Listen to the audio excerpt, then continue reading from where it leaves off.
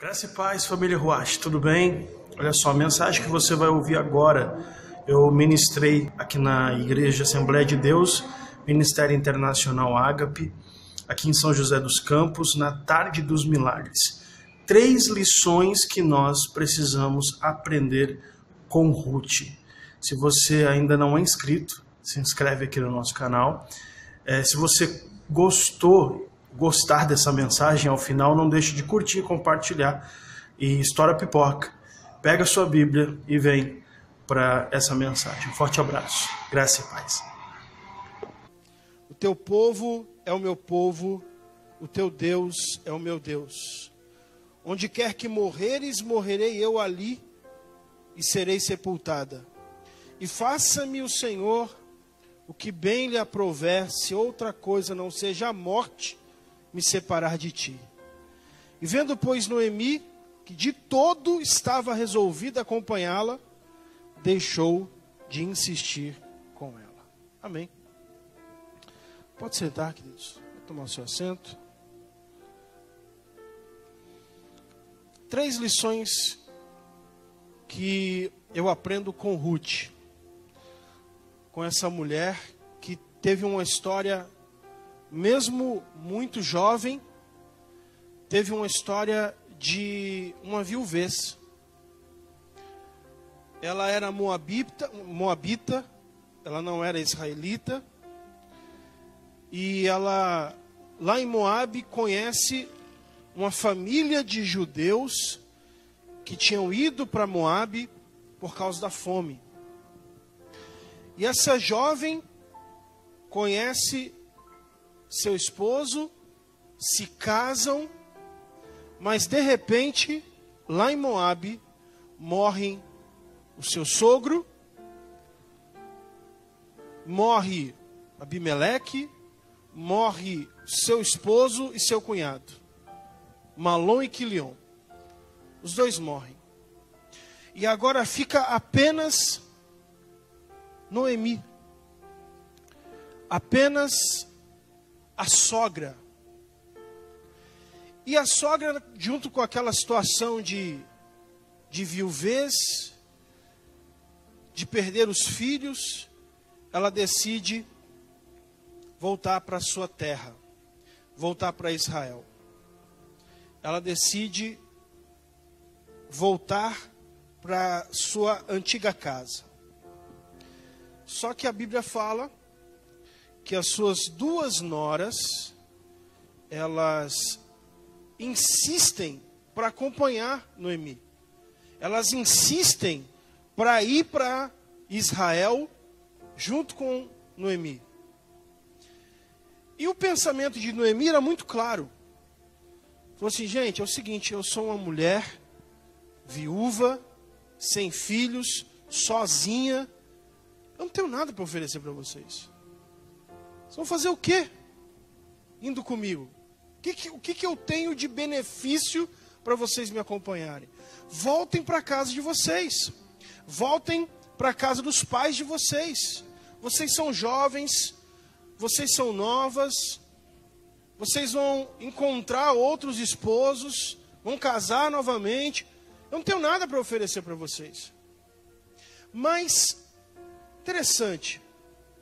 Orfa, quando ouviu as argumentações de Noemi, falou assim, bom, é verdade. Não tem nada que ganhar indo para Jerusalém, indo para Belém, na verdade, junto com Noemi. Eu vou voltar para a casa dos meus pais. Lá na casa dos meus pais, eu tenho conforto. Na casa dos meus pais, eu tenho alguém para cuidar de mim. Geralmente é o que a gente faz naturalmente, né? Quando a gente tem um problema em casa, vou para onde? Vou para a casa dos meus pais, né? Vou para alguém que pode cuidar de mim, né? Só que Ruth, muito Noemi insistiu. Não, minha filha, volta, vai para a casa dos seus pais. Eu não tenho nada aqui para dar para você. Mas ela disse assim, não insista para que eu te deixe. não insista para que eu deixe você, porque a partir de agora, só a morte pode me separar de você. Será que a gente consegue entender o que é uma frase dessa, de uma nora, falar para uma sogra? Dizer assim, olha, nada mais vai me separar de você que não seja a morte. Porque aonde você dormir, eu vou dormir também. Aonde você pisar o teu pé, eu vou pisar também. Se você ficar aqui em Moabe, eu vou ficar aqui com você. Se você for para Israel, eu vou para Israel com você. O teu povo agora é o meu povo. E o teu Deus é o meu Deus. Sabe o que eu aprendo com Ruth? A primeira lição que eu aprendo com ela é que Ruth me ensina a criar relacionamentos verdadeiros. Porque geralmente relacionamentos são baseados em interesses. Relacionamentos, de uma forma geral, são baseados em algum tipo de interesse. Quando a gente fala interesse, não é às vezes interesse financeiro. Às vezes é um outro tipo de interesse. Interesse em promoção. Às vezes relacionamentos são criados porque a pessoa sabe, olha, se eu fizer uma amizade com aquela pessoa, eu vou ter uma vantagem lá na frente. Se eu fizer amizade com tal pessoa, se eu me relacionar com tal pessoa, eu vou me dar bem lá na frente. Eu vou ter esse tipo de benefício, algum tipo de interesse. Só que Ruth me ensina que existem relacionamentos que podem ser baseados em apenas significado. O que Ruth tinha para ganhar indo com Noemi? Nada. Ruth não ia ganhar nada. Ruth não ia ter nenhum tipo de benefício. Noemi ainda fala assim, porventura posso eu gerar um outro filho para você casar? Não tem como. Ou seja, Ruth não ia ganhar nada indo com Noemi. Mas o que Noemi significava para Ruth, o que Noemi representava para Ruth, era suficiente para Ruth falar assim, eu não vou deixar você. Relacionamentos baseados em significado. É quando eu tenho uma amizade com alguém, é quando eu tenho um relacionamento com alguém, em que eu não espero nada em troca. Eu não espero nenhum benefício, eu não espero ganhar nada. Apenas a amizade. Apenas a amizade. Interessante. A Bíblia fala que Davi estava sendo perseguido por Saul. Porque Saul acreditava que Davi ia tomar o trono de Israel. E aí Saul começou a perseguir Davi. E Davi, para não morrer, ele foge. Ele foge para o deserto. E a Bíblia fala que 400 homens saem de Israel e vão atrás de Davi. Seguem Davi. E aí eu pergunto, o que Davi tinha para oferecer para aqueles homens? Não tinha nada. Davi não tinha nada para oferecer. Davi, tipo assim, ele falou assim, gente, vocês estão me acompanhando? Eu posso ser morto a qualquer momento. E se eu for morto a qualquer momento, quem estiver comigo morre junto. Vocês estão me seguindo por quê? Vocês estão vindo atrás de mim por quê? Mas eles falaram assim, nós estamos seguindo você, porque você agora é o nosso líder. Davi não tinha nada para oferecer para aqueles homens. Absolutamente nada. Mas o relacionamento de Davi com aqueles homens era um relacionamento baseado em significado. Por isso que Provérbios 17 fala assim: o amigo ama em todo tempo, e na angústia nasce o irmão. O amigo ama em todo tempo, e na angústia nasce o irmão. Ou seja, é na hora da angústia, é na hora do aperto, é na hora da dificuldade que a gente descobre quem são os nossos verdadeiros amigos. Aqueles que estão juntos, aqueles que falam assim: olha, não importa o que você está passando, eu estou aqui. Porque quando você está fazendo um churrasco, quando você está assando a carne na churrasqueira, quando você está dando uma festa, é fácil aparecer amigo. Aparece gente até que você, né, não vê há tanto tempo. É fácil aparecer amigo, mas na hora do aperto, na hora que você não tem nada para oferecer, é a hora que você descobre quem de fato é amigo. Nem que seja para alguém ligar para você, mandar um WhatsApp, para falar: como é que você está? Você tá tudo bem? Posso te ajudar de alguma forma? Eu quero orar por você, nem que seja orar. E como está difícil nos dias de hoje encontrar amigos que apenas procuram significado. Porque parece que para ter uma amizade precisa ter algum interesse. Para ter uma amizade precisa ter algum benefício.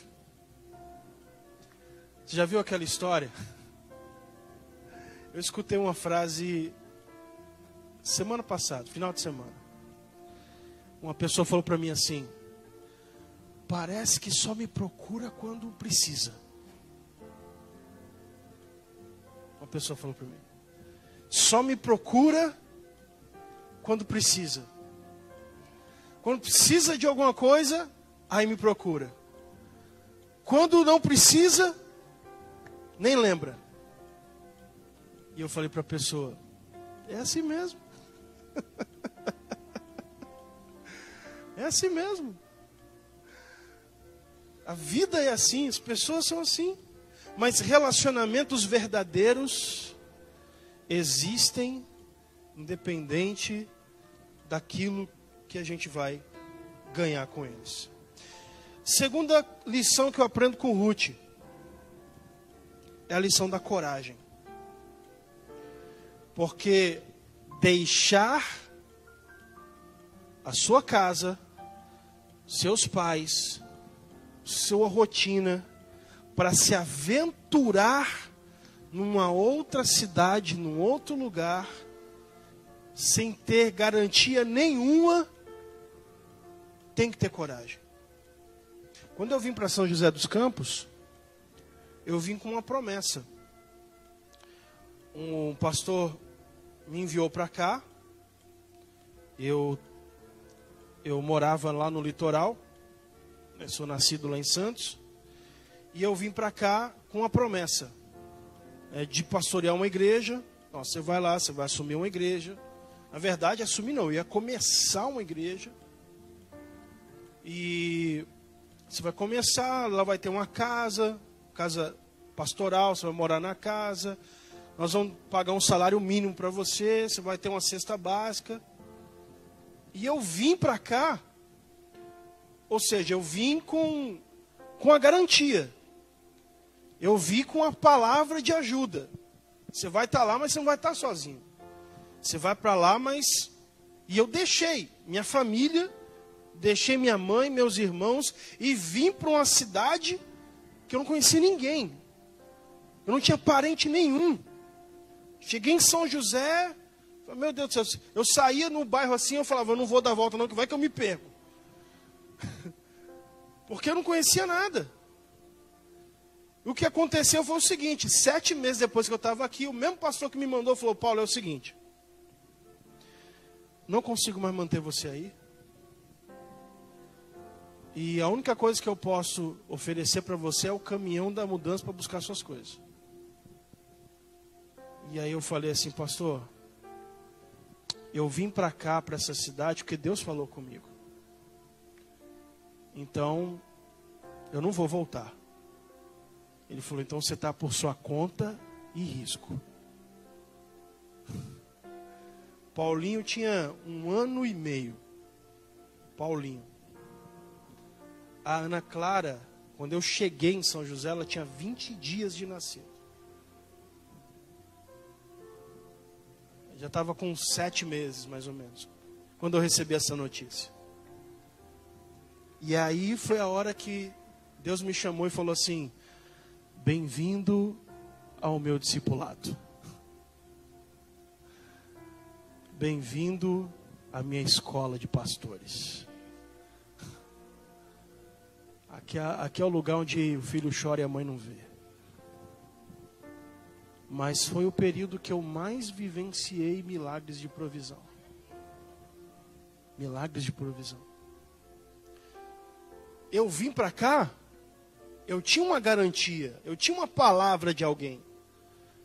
Mas o que Ruth tinha? Não tinha nada. Por isso que essa mulher me ensina coragem.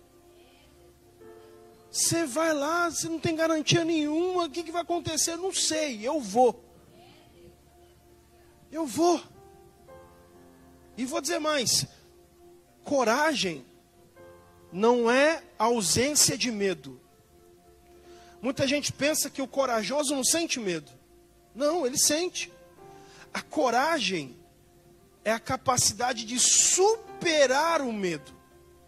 É você ir além do medo. É você fazer além do medo. Como está escasso gente de coragem. Como está escasso pessoas corajosas hoje em dia. Pessoas que não é que elas não tenham medo, mas que elas agem, elas tomam atitudes e elas fazem apesar do medo.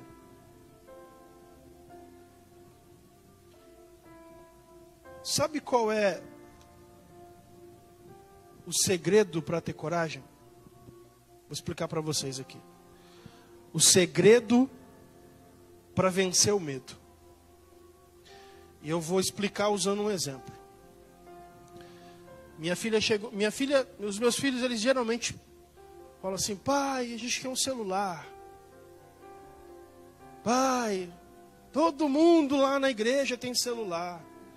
Todo mundo na escola tem celular. Só a gente que não tem celular. Aí geralmente a resposta que eu dou é, quando vocês estiverem trabalhando, vocês pegam o dinheiro de vocês e compram o celular que vocês querem. Ah, mas aí vai demorar demais. Até eu começar a trabalhar, até eu crescer. Aí quando foi semana passada, a Ana falou para mim assim, pai, minha mãe falou que vai me dar uma mesada de R$20 por mês.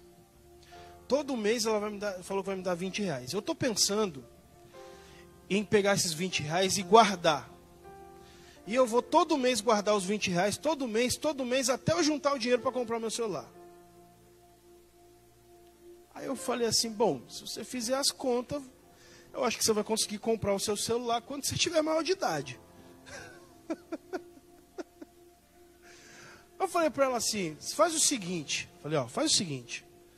vai ali na Bomboniere, com esses R$20, e compra 20 chocolates de R$1. Falei para ela, compra 20 chocolates de R$1. Ela falou, como assim? Falei, aí você vai, entra nos comércios, aqui no bairro aqui, todo mundo que você encontrar, você fala assim, você quer comprar um chocolate para me ajudar a comprar um celular? Eu vendo por R$2,50. Falei, você vai ter R$1,50 a mais. Eu falei, se você conseguir vender 20 chocolates por dia, falei, vamos fazer a conta aqui. Peguei a calculadora e comecei a fazer a conta para ela. Eu falei, ó, em menos de 6 meses você compra o seu celular. Ela falou, nossa, pai, nossa, eu acho que eu vou fazer isso. Aí ela parou e falou assim, mas pai, e como é que eu venço o medo, a vergonha de vender? Como é que eu faço para não ter vergonha na hora de falar para as pessoas? Porque na hora que eu for falar para elas para comprar o chocolate, eu vou ficar com vergonha. Aí eu falei para ela assim, no dia que a vontade sua de comprar o celular for maior do que o seu medo, no dia que o seu motivo for maior do que o seu medo, você vai lá e vai vender.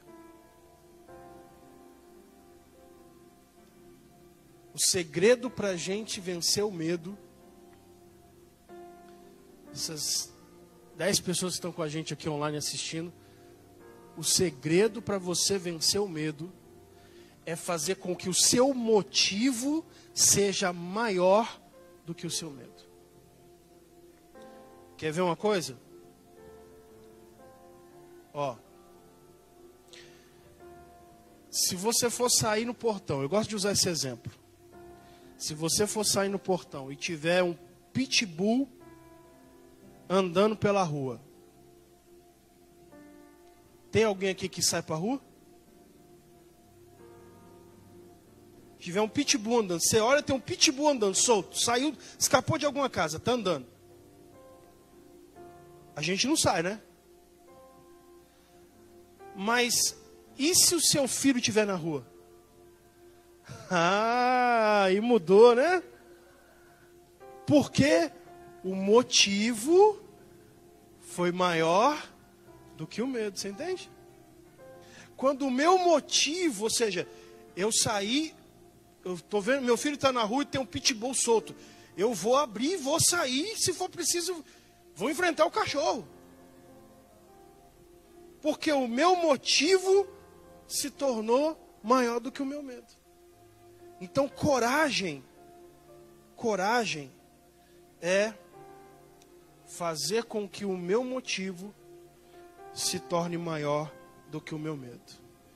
E é isso que eu aprendo com Ruth. Terceira lição, e eu vou encerrar. Então, a primeira lição que eu aprendo com ela é a lição dos relacionamentos verdadeiros. Segunda lição, lição da coragem. Terceira lição é a lição do discipulado. Porque, o que é discipulado? O que é discipulado? Discipulado é um processo de mentoria. É eu escolher alguém para me aconselhar. É eu escolher alguém para me dar direcionamento. Discipulado significa discípulo ao lado. O que Jesus fez? Jesus chamou 12 homens, escolheu 12 homens para serem seus discípulos. E a partir daquele momento, Jesus pegou aqueles 12 homens e começou a andar com esses 12 homens. E ele começou a discipulá-los. Ele começou a treiná-los. Ele começou a mentorá-los. Fala assim, ó, vocês vão fazer isso, vocês vão fazer aquilo. Eu vou ensinar vocês, eu vou treinar vocês. Isso é um processo de discipulado. E o que Ruth fez? Ruth falou assim, agora, Noemi, você vai ser a minha mentora, a minha discipuladora. A partir de agora, eu vou seguir o que você me orientar. Eu vou seguir o que você falar para mim. Porque eu entendo que você tem uma autoridade espiritual sobre a minha vida. E ela escolheu Noemi para ser a sua discipuladora. Eu aprendo isso com Ruth. Tanto que quando elas voltam, a Bíblia fala que quando elas voltam para Belém, e aí Ruth fala assim, bom, se ficar nós duas aqui dentro de casa, eu vou morrer. Nós vamos morrer as duas aqui. Eu vou sair para ver se eu arrumo alguma coisa para comer. E havia em Israel uma lei que Deus deixou, que as pessoas pobres, muito pobres, que não tinham condições de trabalhar, não tinham um emprego na lavoura, elas podiam ir para as lavouras colher o que estava no chão. Então, na hora da colheita, os colhedores iam lá com os cestos, ia colher o que pegava lá, e algumas coisas caíam no chão. Aquilo que caía no chão, eles não podiam pegar. Estava na lei. Era chamado de rabisco. Ou seja, aquilo que caía no chão era para justamente as pessoas mais pobres, eles vinham e pegavam o que estava no chão. E aí Ruth foi fazer isso, foi colher rabisco. Foi colher o que estava no chão. E quando ela chega lá num lugar, vê os trabalhadores colhendo, e ela vai começar a colher os rabiscos que estavam no chão. E aí chega o dono da lavoura. E aí fala, quem que é essa moça? Ah não, essa aqui é a nora de Noemi, que veio lá, os filhos dela morreram, o marido dela morreu, ela voltou para Belém, e agora a nora dela veio com ela, não deixou ela vir sozinha, tá junto com ela, cuidando dela. E aí Boaz olha e fala, então, tudo bem, deixa ela colher aí, tá tudo tranquilo. Quando ela volta para casa, no final da noite, Noemi fala, e aí minha filha, me conta, o que aconteceu? Olha, você trouxe essas espigas aqui, onde você foi? E ela vai contando. Ela fala assim, mas quem que era o dono? Noemi fala, quem que era o dono da lavoura? Ah, era um tal de Boaz. Quando ela fala isso, Noemi entendeu o propósito de Deus. Olha o que diz aqui em Ruth capítulo 2.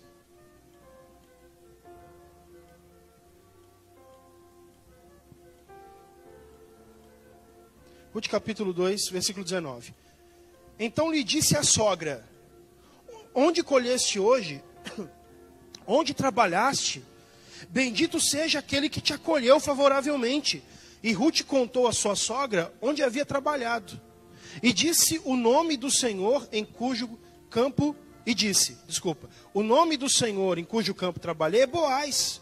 Então Noemi disse à sua nora, bendito seja ele do Senhor, que ainda não tem deixado a sua benevolência, nem para com os vivos, nem para com os mortos.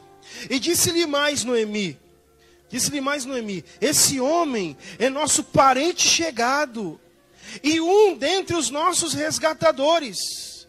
E continuou Ruth a Moabita, também ainda me disse, com os meus servos ficarás, até que acabem toda a cega que tenho. E disse Noemi à sua nora, Ruth, bom será, filha minha, que saias com as servas dele, para que no outro campo não te molestem. Assim passou ela a companhia das servas de Boaz, para colher até a cega da cevada e do trigo se acabou. Até que a cega da cevada e do trigo se acabou. E ficou ela com a sua sogra.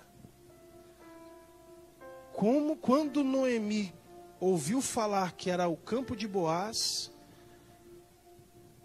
Noemi falou assim, já entendi o que Deus está fazendo. Esse homem é nosso parente próximo. E pela lei, ele pode casar com você. Pela lei, ele pode resgatar. Porque a lei dizia que quando algum homem morria, sem deixar semente, sem deixar descendência, o parente mais próximo, fosse ele o irmão, ou se ele não tivesse irmão, podia ser um tio, um primo, um parente mais próximo da família, podia casar com a viúva para gerar descendência para aquela família. E quando Noemi ouviu o nome de Boaz, falou, já estou entendendo tudo que Deus está fazendo. E sabe o que aconteceu a partir desse momento? Noemi começou a mentorear, a falar assim, ó, Ruth, tudo que eu for falar para você a partir de agora, você vai fazer. E Ruth obedeceu. E Ruth falou assim, olha, eu entendo que você é autoridade espiritual sobre a minha vida, eu entendo que você tem a sabedoria de Deus para me orientar, e o que você falar eu vou fazer. Isso é discipulado. Eu escolher alguém, para que seja meu conselheiro particular. Eu escolher alguém para que seja um discipulador para a minha vida.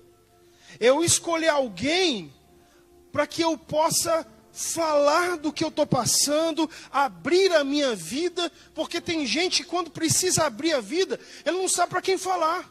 E às vezes fala para as pessoas erradas. Conta um problema para quem não devia contar, e a pessoa vai e espalha para todo mundo. Então, discipulado é você escolher uma pessoa. É você escolher alguém. Você lembra de Elias e Eliseu? Uma pessoa. Elias falou assim, ó, vem comigo. Eu vejo que Deus tem um propósito na sua vida. Anda comigo. E Eliseu começou a aprender com Elias. Eliseu se tornou discípulo de Elias. A mesma coisa aconteceu com Moisés e Josué. Moisés virou para Josué e falou assim, ó, anda comigo. Aprende comigo. A gente vai olhar a história de Moisés, nos momentos mais cruciais, quem estava do lado dele? Josué. O discípulo estava lá do lado. Ao ponto de quando todo mundo dizia, nós não vamos conseguir conquistar a terra que Deus prometeu, os únicos que falaram assim, Deus é conosco, Deus vai nos dar vitória, foi Josué e Calebe. Por quê? Porque andava com Moisés, era servidor de Moisés. O que aconteceu? Chegou o momento que Deus falou assim, Moisés, você não vai entrar na terra. Eu vou levar você. E o próprio Deus falou assim, pega Josué, coloca Josué na frente do povo, coloca as mãos sobre ele, e eu vou colocar do meu espírito que está sobre você, sobre Josué, para que ele coloque esse povo na terra que eu prometi dar aos pais dele. Esse é o poder do discipulado. Eu aprendo com Ruth que ela entendeu o poder que tem ter um discipulador, ter uma discipuladora, ter alguém para se aconselhar. E a Bíblia fala, eu vou encerrar dizendo o seguinte, que ela disse assim, Noemi falou assim, Ruth, você vai observar aonde Boaz tira o cochilo dele. Depois do almoço, depois que ele comer, você vai só observar. Quando ele for deitar, você tá aqui na Bíblia. Está aqui na Bíblia. Você se perfuma, você veste seu melhor vestido, você se banha e você vai deitar nos pés dele. Você vai deitar ali próximo dele. E aí ela, imagino que talvez Ruth não entendeu. Mas falou, tá bom. Já está mandando, eu vou fazer. E a Bíblia fala que quando Boaz foi deitar, já estava alegre porque tinha tomado vinho, tinha comido. E quando ele levantou, que ele viu Ruth ali, e ele falou, o que você está fazendo aqui? Ela disse, não, porque a minha sogra pediu para me vir aqui. E ela disse que você é nosso resgatador. O que ela estava dizendo era o seguinte, se você quiser, você pode casar comigo e perpetuar a linhagem do meu marido. E salvar a nossa família de acabar sem descendência. E aí Boaz falou para ela assim, olha, é verdade que eu sou o resgatador de vocês. Só que, veja bem, Boaz já tinha buscado conhecimento. Ele falou assim, só que tem um resgatador que é mais próximo de vocês do que eu. Tipo assim, a vez é dele. A não ser que ele não queira. Se ele não quiser, eu caso com você. E aí ele vai lá, a Bíblia fala, conversa com esse outro parente. O outro parente fala assim, não, pode casar se você quiser. E aí ele foi e tomou Ruth para ser sua esposa, assumiu Noemi, né, para a família. E a Bíblia fala que por causa dessa obediência de Ruth à sua sogra, por causa dessa fidelidade de Ruth à sua sogra, ela gerou um filho, que esse filho se tornou avô do rei Davi e posteriormente da descendência de Jesus. Por causa da fidelidade, da coragem e do desinteresse de uma mulher. Vamos ficar de pé? Vamos orar. Queria fazer uma oração. A irmã Cida está pedindo oração pela sua família e pela sua saúde. Irmã Cida, nós vamos orar, amém, pela sua vida. Vamos estar intercedendo. Pai querido e amado, nessa tarde, Senhor, chamada tarde de milagres. Senhor, nós estamos aqui, Senhor, buscando a Tua presença. E queremos, ó Deus, que o Senhor nos ajude a aplicar essas lições na nossa vida. Para que possamos aprender com Ruth, que fazia alianças e amizades sem interesse. Simplesmente pelo significado daquela amizade.